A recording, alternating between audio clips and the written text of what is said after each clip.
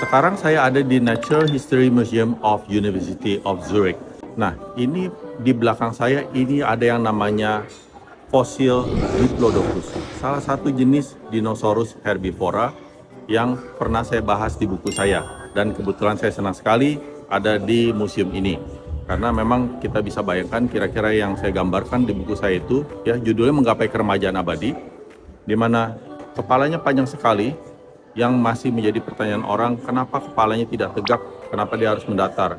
Dan kalau mendatar, bagaimana dia bisa mengatasi momennya, dan itu yang saya bahas di buku saya. Itu adalah konsep daripada bagaimana makhluk hidup itu bisa survive, dan bagaimana mereka berevolusi untuk menjadi sesuatu yang lebih baik dan dapat beradaptasi dengan lingkungannya.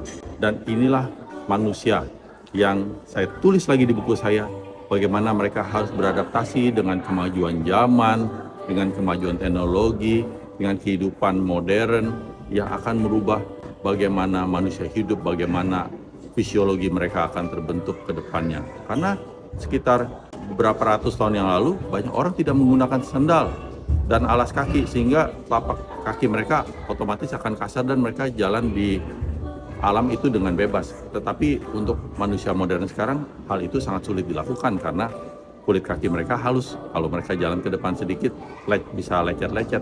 Nah, itulah yang membentuk bagaimana suatu organisme di bumi ini bisa berubah karena kondisi lingkungan dan segala macamnya.